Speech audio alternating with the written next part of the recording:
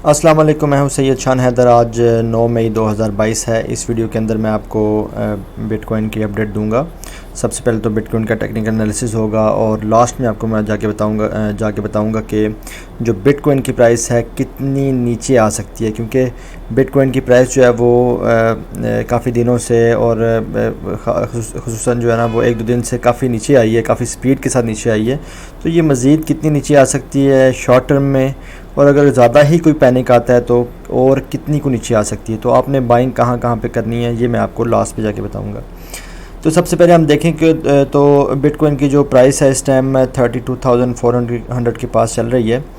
तो जो इसकी सपोर्ट है इस टाइम वो स्ट्रॉन्ग सपोर्ट इसकी 29,000 के ऊपर है। आप देखें कि पिछले साल जून के अंदर, जुलाई के अंदर और अप्रैल के अंदर, मई के अंदर इस प्राइस पे ये बिटकॉइन आया था और इसके बाद यहाँ से इसने दोबारा नया ऑल टाइम हाई बनाया था। तो दोबारा जो बिटकॉइन है वो इसी प्राइस रेंज में आ चुका है। लेकिन उसमें और इस सिनेरियो में फ़र्क ये है कि उस टाइम तो सिर्फ एक फ़र्ड था कि एलन मस्क ने कहा था कि आप जो है वो टेस्ला गाड़ी बाय नहीं कर सकते। मेन एक यही छोटा सा फ़र्ड था और इस वजह से जो है ना मार्केट काफ़ी नीचे आ गई थी। छोटा चाइना का बैन भी लगाया था, लेकिन चाइना काफ़ी हर दफ़ा बैन लगाता रहता है, तो उस वजह से प्राइस नीचे आई थी लेकिन ऊपर चली गई। लेकिन इस वक्त जो है जो प्राइस नीचे आ रही है उसमें जो मैक्रो इकनॉमिक्स का बड़ा रोल है, यानी कि डॉलर इंडेक्स जो है वो बढ़ता जा रहा है। और अब इस टाइम अपने पिछले 20 साल के जो है ना वो ऑल टाइम हाई पे है। तो ये जो चीज़ है, यानी कि जो इंटरेस्ट रेट बढ़ा है, जो अमेरिका ने इंटरेस्ट रेट बढ़ाया है डॉलर के ऊपर, तो उसकी वजह से जो प्रेशर है काफ़ी ज़्यादा प्राइसेस के ऊपर है, बिटकॉइन की प्राइसेस के ऊपर है। तो ओवरऑल जो बिटकॉइन की प्राइसेस के ऊपर भी है और दुनिया में जितनी मार्केट्स हैं, स्टॉक मार्केट्स हैं, हर जगह ये प्रॉब्लम चल रही है। इन्फ्लेशन भी और ये मार्केट जो है ना वो सारी जितनी भी रिसेशन में आ रही हैं। तो अगर अब बिटकॉइन जो है शॉर्ट टर्म में अगर नीचे आता है तो 29,000 पे आ सकता है। यहाँ से मार्केट रिवर्स होनी चाहिए मेरे ख्याल से, ठीक है। उसकी वजह यह है कि जो ऑन चेन एनालिसिस हैं वो भी बड़े अच्छे हैं। उसके अलावा जो ये इस डॉलर इंडेक्स के अलावा जितने भी फंडामेंटल हैं वो भी बहुत अच्छे जा रहे हैं। और इसके अलावा जब भी जो है डॉलर इंडेक्स अपने टॉप पे गया है, पीक पे गया है, उस टाइम जो है बिटकॉइन का बुल रन एक स्टार्ट हुआ है। तो अभी तक एक जो रेजिस्टेंस है 103.82, इसको फुली जो है ना वो डॉलर इंडेक्स ने क्रॉस नहीं किया। तो जैसे ही यहाँ से इसको क्रॉस करेगा या डेली या वीकली कैंडल इससे ऊपर क्लोज होगी तो फिर ज़्यादा बिटकॉइन की प्राइस नीचे गिर सकती है अगर इसको डॉलर इंडेक्स के साथ देखा जाए तो अभी 104 तक आज फिर गया था और दोबारा से ये जो है वो अभी दोबारा पुल बैक किया, तो शायद छोटा सा पम्प बिटकॉइन में आए। लेकिन आप फ्यूचर ट्रेडिंग ना करें। आज अगर आप बाय करना चाहते हैं तो आप इसको थोड़ा थोड़ा बिटकॉइन का या दूसरी करेंसीज को आप बाय कर सकते हैं। इस तरह बिटकॉइन की डोमिनेंस भी बड़ी है। अगर आप डेली चार्ट पे देखें तो ग्रीन कैंडल बनी है और इस टाइम 42 जो है ना वो तकरीबन डोमिनेंस चल रही है। डोमिनेंस बढ़ने से जो ऑल्ट कॉइन है, बिटकॉइन के अलावा जो कॉइन है वो नीचे गिर जाते हैं, क्योंकि ज़्यादा जो पैसा है वो बिटकॉइन में आ जाता है। जैसे जैसे फियर बढ़ता है तो लोग बिटकॉइन में पैसा लगाना शुरू कर देते हैं, क्योंकि बिटकॉइन बाकी करेंसियों की निस्बत ज़्यादा सेफ़ है और ये क्रिप्टो मार्केट का किंग भी है। इस तरह अगर हम देखें तो पिछले 24 आवर्स में LDO कॉइन है उसने 16.55 पम्प किया है। इसकी एक ख़ास वजह थी, इसमें आप बिल्कुल एंट्री ना लें। इसने ये बाइनेंस पे आया इसलिए इसने जो है वो पम्प किया है। इसी तरह पिछले 24 घंटे में देखें तो आपको एल्गो कॉइन जो है वो 12% जो है वो डाउन इसने गया है। तो अगर आप एल्गो कॉइन बाय करना चाहते हैं तो इसके फंडामेंटल काफ़ी स्ट्रॉन्ग है। मैं समझता हूँ कि जैसे ही बिटकॉइन ऊपर जाएगा तो सबसे पहले एल्गो कॉइन और TRX कॉइन जो है वो ऊपर जाएंगे। तो अगर आप इस पर रिस्क लेना चाहते हैं तो इसको आप 0.56 पे बाय कर सकते हैं और सेल प्राइसेस की जो है शॉर्ट टर्म में 0.92 है। इस तरह TRX जो है वो भी काफ़ी स्ट्रॉन्ग है और वो भी अभी जो है ना वो कुछ ही टाइम में ये तकरीबन 0.85 से 0.78 तक आ गया है। तो यहाँ पर इसकी जो है एक सपोर्ट भी बन रही है, 0.076 पे इसकी सपोर्ट भी है। यहाँ पर आप इसको बाय करना चाहें रिस्क ले सकते हैं। अगर मार्केट रिवर्स होती है तो मुझे उम्मीद है कि ये तकरीबन 0.15 तक ये जा सकता है। इस तरह अगर हम जो बिटकॉइन के सेंटिमेंट्स की बात करें, इस टाइम एक्सट्रीम फियर के अंदर हैं। सेंटिमेंट्स के हिसाब से बिटकॉइन के अंदर आप जो है ना वो बड़ी अच्छी अपॉर्चुनिटी है। इतने एक्सट्रीम जो फियर है वो बहुत कम होता है। तो ऐसे एक्सट्रीम फियर में आज जब आप बाइंग करते हैं तो आपको फ़ायदा होने के चांस ज़्यादा होते हैं, जबकि लॉस के चांस कम होते हैं।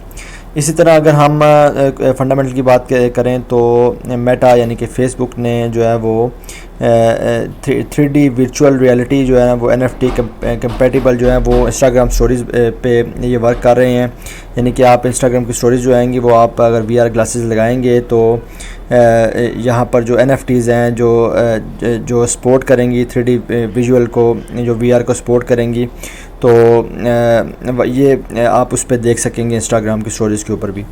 तो ये जो NFT की जो मार्केट है, मैं समझता हूँ कि आस्ता आस्ता बढ़ रही है और आने वाला वक्त में NFTs और मेटावर्स के जो प्रोजेक्ट्स हैं काफ़ी अच्छा प्रॉफिट दे सकते हैं। इसी तरह अगर आप देखें कि जो हार्डवेयर क्रिप्टो वॉलेट है उसके अंदर भी आप स्टेकिंग के ऑप्शन आ रहे हैं।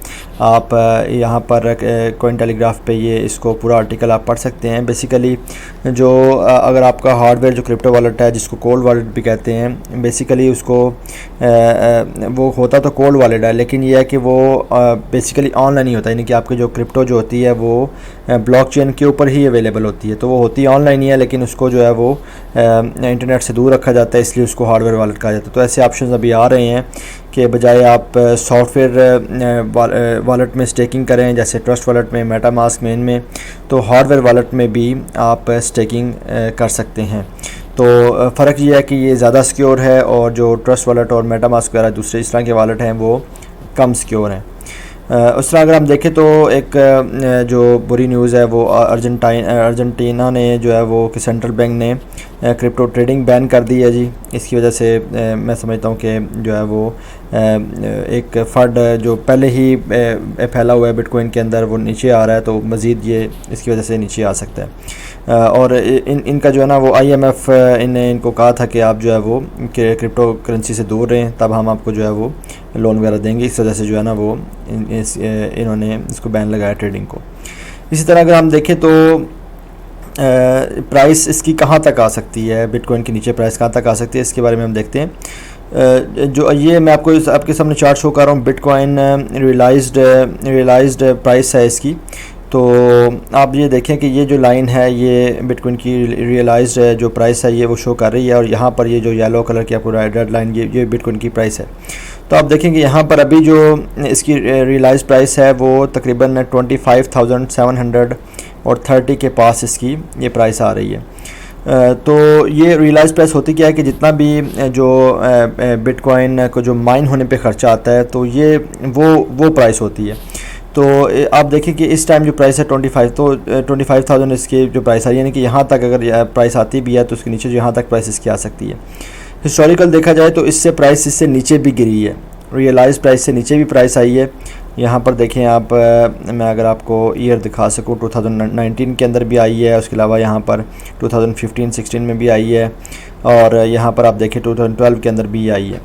लेकिन अगर आप देखें तो ये चार्ट मैं दिखाऊंगा, अगर आपको 200 जो वीकली मूविंग एवरेज है उसका ये चार्ट है, ये वीकली मूविंग एवरेज है 200 की, सिंपल मूविंग एवरेज है। तो यहाँ पे जो है ना वो सिर्फ तीन दफ़ा जो है वो प्राइस इसको टच की, 3 से 4 दफ़ा प्राइस टच की है। तो इससे जो प्राइस है 200 वीकली मूविंग एवरेज से, इससे प्राइस हिस्टोरिकली अगर हम पिछला रिकॉर्ड देखें 10-12 साल का, तो इससे प्राइस नीचे नहीं आई। तो हम एक्सपेक्ट कर सकते हैं कि अगर प्राइस मैक्सिमम भी नीचे गिरेगी तो वो प्राइस आ सकती है जी तकरीबन 21,000 के ऊपर, या आप कह लें कि जी 20,000 के ऊपर, क्योंकि थोड़ी सी ये नीचे भी इसने बनाई हुई लाइन। तो मैक्सिमम इसकी प्राइस जो है ना वो हिस्टोरिकल देखा जाए तो 200 जो मूविंग एवरेज है, वीकली मूविंग एवरेज, उस पे प्राइस टच कर सकती है। लेकिन एक चीज़ जो मैक्रो चेंजेस आई हैं, यानी कि इन्फ्लेशन बढ़ी है, डॉलर इंडेक्स में जो है वो डॉलर के अंदर जो इंटरेस्ट रेट बढ़े हैं, और मार्केट रिसेशन में जा रही है और शायद डिप्रेशन में भी चली जाए। अगर उस सिनेरियो में देखा जाए तो शायद अगर प्राइस इससे नीचे भी चली जाए। क्योंकि जैसे ही लोग डॉलर में इन्वेस्ट करेंगे उसको हुकूमती सरपरस्ती हासिल होती है। अगर वहाँ पर जाते हैं उनको कंफर्म किस्म का जो है ना वो प्रॉफिट मिलता होता है। और जो है ना सबसे स्ट्रॉन्ग करेंसी भी इस टाइम डॉलर है। तो अगर वहाँ पर जाएंगे तो इन्वेस्टर जाते तो वहाँ पर इसकी प्राइस जो है फिर जो है ना ज़्यादा मज़ीद भी गिर सकती है। लेकिन अगर आपने एंट्री लेनी है, आप इसमें इन्वेस्टमेंट करना चाहते हैं, तो ये राइट टाइम है एंट्री करने का। ये वो कंडीशन है कि एक्सट्रीम पे अगर मार्केट चली जाए, यानी कि एक्सट्रीम कंडीशन आती हैं, कोई ऐसा मसला बन जाता है, कोई ब्लैक स्वान इवेंट आ जाता है, कोई बहुत बड़ी चोरियाँ शुरू हो जाती हैं, बाइनेंस ही चोरी हो जाती है, या कोई बड़ा ही कोई फंडामेंटल बहुत ज़्यादा कुछ चेंजिंग आ जाती है, तो फिर ये इस प्राइस पे जा सकता है। वैसे अगर देखा जाए तो ये जो टाइम है वो अच्छी बाइंग का टाइम है, क्योंकि डॉलर इंडेक्स भी जो है वो अभी तक अपनी जो रेजिस्टेंस है वो उसको कोई ऐसे तोड़ा नहीं है उसने। अभी भी 103.4 पे चल रहा है और 104 पे जाके दोबारा से ये रेजिस्टेंस को टच करके वापस आ जाता है।